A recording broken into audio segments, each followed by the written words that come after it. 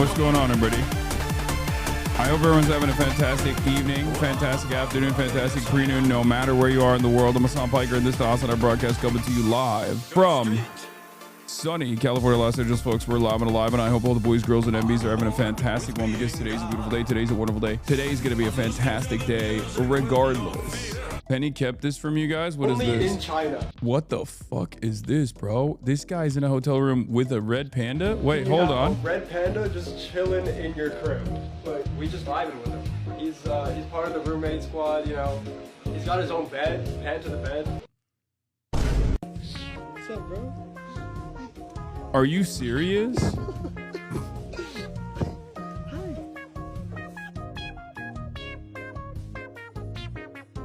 That's crazy. Trump is going to China next year, copying you. Trump announced he's going to China in April. Low key, I'm not even joking. I might just go back. Since he's going in April, I might just be there too. You know what I'm saying? I might just be there too. Your audio clip is doing numbers. Oh, is that the Trump-MAO Zedong one? Yeah, I saw that one earlier. Guy, very powerful, very tall too. Didn't know how tall he was. Turns out I wouldn't expect it, but he was very tall. Very tall guy. Didn't like the birds. Don't quite get that part, but let me tell you, okay?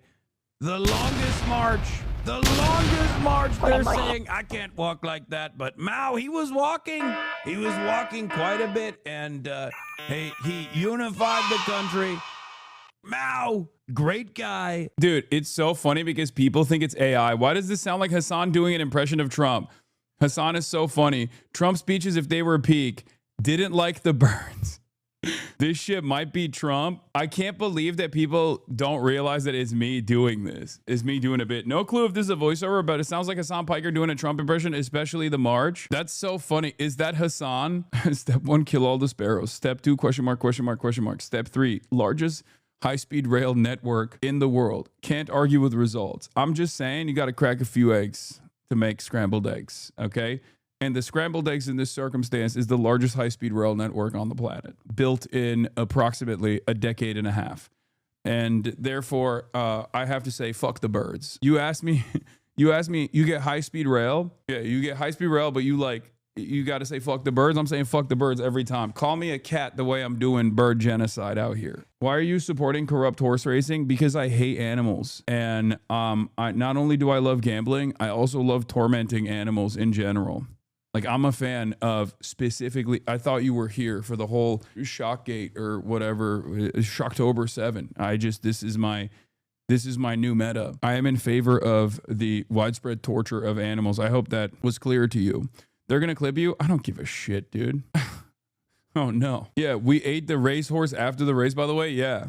They let you do it if you win. Hasan, you fall for these rage bait chatters too easily. Brother, that's a 47-month subscriber. If you think that's a rage bait chatter, I don't know what you're talking about. That is a sincere moral purist in the chat who's just like, you went to Hong Kong and participated in like a very Hong Kong thing to do. And I'm going to debate the ethics of how devastating that is, while simultaneously overlook the fact that you consume a metric ton of chicken all the time as well. Why do you think I'm in favor of bird genocide, dude? You kidding me? I won! Yo! Fuck. Wait, how much did you win? Is this the break? I put 1,000 Dude, down. Wait, I think you had really crazy odds. Yeah. I think you just won like 30 grand. Yeah, Mobubu, baby. Mobubu. Will was right, by the way. I did straight up win 30 grand. If I put down all the money that I had, cash in hand, I would have made like 60 grand American, by the way, which is crazy. I made like 5 grand American. I would have made 60 grand American if I put down all of it. Irene was crazy about it too. She was like, she went ultra instinct. She was like, you have to do more. You have to gamble more. You have to gamble more. The heavens mandate has shined upon you. Like, you have to keep gambling. Yeah, it was 1 to 30 odds. It's like it was hitting green on roulette. I was watching a body cam vid and a cop randomly references you at 620. Get to the front door. Wait, what? Doors open.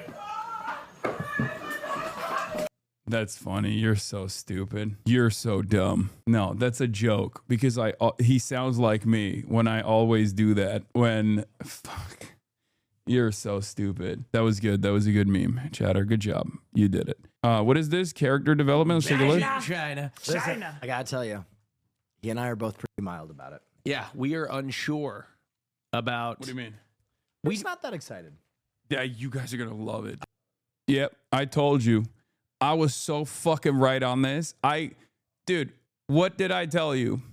What did I tell them? Right before we leave for China, I was like, brother, I'm telling you, like Will was down on it. Austin was a little worried about it. I was like, you're gonna fucking lose your mind. There is 0% chance you're gonna go to China and be like, this shit was mid.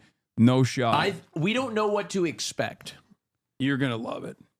I'm ready to love it, but we are. Yeah, and then look at that. Look at that. End of the China trip. Clothed. I'm gonna miss you. I'm gonna miss this trip. I have had the time of my life. Yeah, I've had the time of my life. right. Like I have not laughed as hard as I have laughed in the last few weeks in my entire life. Yeah, we were. I have laughed from the moment we hit that airport at LAX 2 weeks ago or 3 weeks ago. 2 weeks. Wow. We It's have been only 2 weeks. laughing. I've been laughing my ass off. And it has been an emotional journey. We're tired, exhausted, Highs, lows. highs and lows. Yeah. But ultimately, I'm gonna look back on this and be like, man, that was fucking awesome. Yeah. How drunk were y'all after that bottle during the pod? We got hammered that night. If you went backwards, will you have sung Red Sun at the flag raising? No. We learned that you can't fuck around at the flag raising ceremony. Okay? That's what we learned. What city would you recommend for a week or through mid-budget? I don't know. Any of the mainland Chinese cities you go to, you're going to have a great time. And it's going to be easy on the budget because China is unimaginably affordable. It will shock you. It will shock the conscience. What was your favorite city and favorite experience? I think I really loved Chengdu and I really loved Chongqing. Those are my two favorite cities. I like them more than I even like Shanghai. They said affordable, man. Wait, what do you mean? China is endlessly affordable. What are you talking about? Everything you eat in China is like $5. You can dine like a fucking king for $5. What the fuck are you talking about?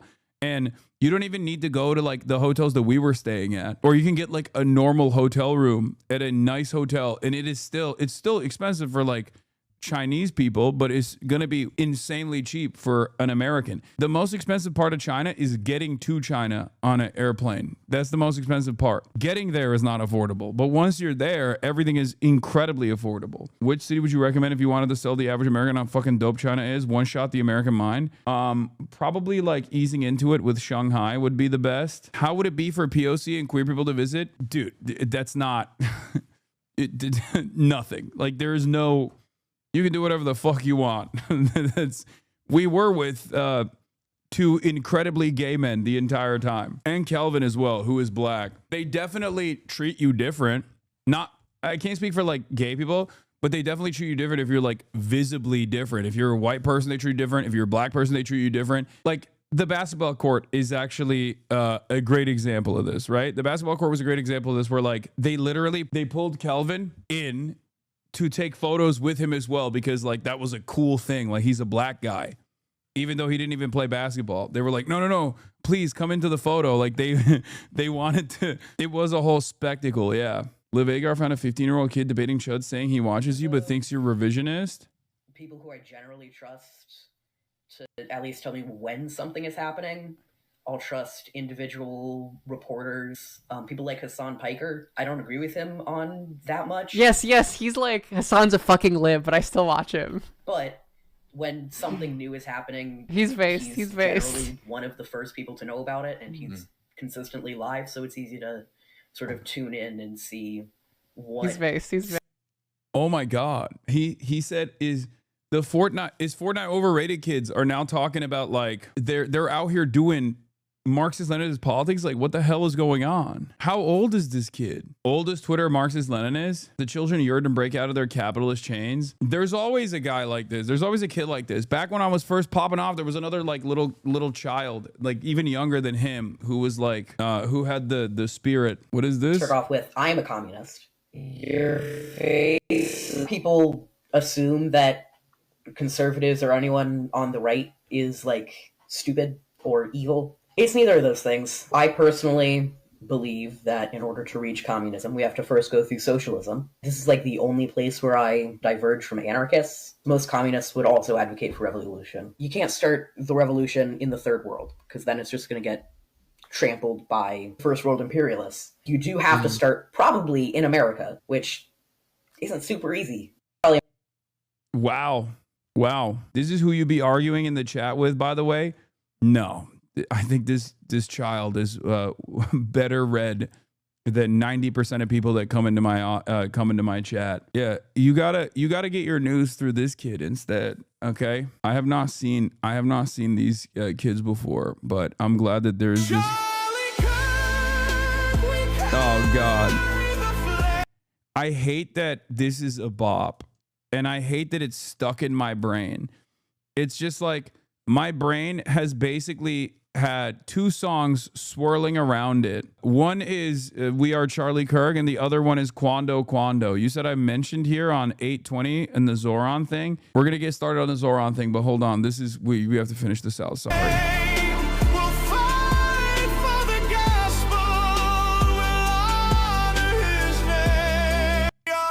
Dude, I can't stop. The Kirkification has gotten completely out of control, and I can't believe I'm the one saying this. I love you, but your taste in music is ass. Excuse me. We Are Charlie Kirk is the song of a generation. How fucking dare you? You better shut your dang trap. Please stop playing that. My dog won't stop howling in distress. Zohran Mamdani, a betrayer of the revolutionary cause, or a person who has been able to rizz up Donald Trump? These are the questions that are swirling around in the minds of many. On Twitter. Of course, the Marxist-Leninists that say that, you know, everyone that could be considered a social democrat is a social fascist, including Zohran Mamdani, a fascist collaborator. And then also on the other side, there are a lot of people who are like, Zohran is the bringer of revolution. He did it. He rizzed up Donald Trump and single-handedly is making America socialist. I am somewhere in the middle here. A little bit of a centrist, you know, a little column A, a little column B. Definitely don't think that Zohran is bringing about a socialist revolution in the country by rizzing people up one fascist at a time. I don't think that that's what's going on, but I also don't think that he is as big as a social democratic betrayer of the revolution as the way some people presented it. I think he's the mayor of New York, or the next mayor of New York. He's not even the mayor of New York yet. Let me ask you real quick on Elise Stefanik. She had a response to all of this. She says, we all want New York City to succeed, but we'll have to agree to disagree on this one. If he walks like a jihadist, if he talks like a jihadist, if he campaigns like a jihadist, if he supports jihadists, he's a jihadist. And he is Kathy Hochul's jihadist. If you're Elise Stefanik tonight, how do you feel? Because I'm not sure that works. I don't think, no matter what, she ain't going to take her foot off the gas. I mean, she's going to go after him. You know, she uses the term jihadist, but if you hang out with Hasan Piker, if you hang out with people that deny 9/11 was the responsibility of Islamic terrorism, you hang out with people like that, you're going to get that criticism. That's going to be her issue. That's what she's going to push in the campaign. I don't think she's going to take her foot off the gas one bit.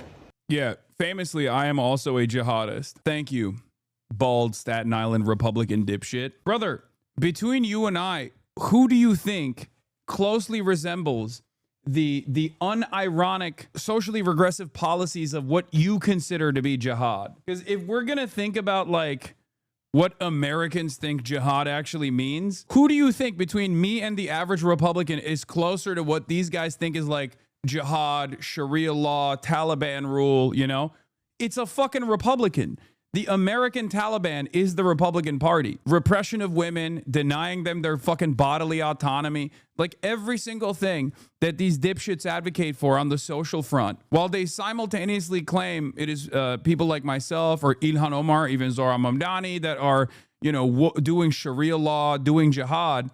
They are the ones who are unironically advancing the concept that is infinitely closer to jihad or Sharia in the United States of America. Like what they suspect is what jihad is. What they suspect is Sharia. It's very fucking stupid. Yeah, Councilwoman Inna Vernikov. It's a good day for the American people when two leaders of such diametrically opposing views can come together for the betterment of of our city and find common ground. But we should never kosher a Marxist with jihadist aligned views. Did we forget that Zohran Mamdani wants to cease the means of production? Cease? Zohran Mamdani wants to cease the means of production, not seize the means of production, but wants to halt them entirely. Socialism is no production. Fucking awesome. I swear to God, the average IQ of an American politician is less than 0. In order to be a politician, you could be like here's an example of this. You could be like you could go to Oxford. You could be a Rhodes Scholar. But in order to get up there on that stage, in order to become a successful politician in America, you have to literally fucking slam your head with a frying pan over and over again until your brain is leaking out of your ears. Oh my God. Tonight on the third night of Hanukkah, I'm at the... It's always the same shit. It's always this. It's always this. It's 100% of the time. There's a 100% success rating on this shit. Unimaginably racist, Islamophobic stuff that you hear, and the moment you look at their profile, you're like, oh, I get it. I see what happened here. Baby, wake up. It's time for Israel's feelings again. Yeah, I know. Exactly. Did we forget that he refused to condemn globalized intifada, refused to condemn Hamas, campaign with Hassan Piker who said America deserved 9/11 and pressed around with jihadists? Just yesterday, Mamdani blamed a house of worship for the protest which called for violence against Jews inside the temple. Mamdani should have been given a spanking at the White House. Disappointed that instead he was legitimized. Oh no. Oh no. Oh no. I can't believe that Zohran Mamdani campaigned with someone who denies 9/11 happened, which is what this guy is saying. At least he's unique. Did I say 9/11 did happen and America deserved it? Or did I say 9/11 didn't happen?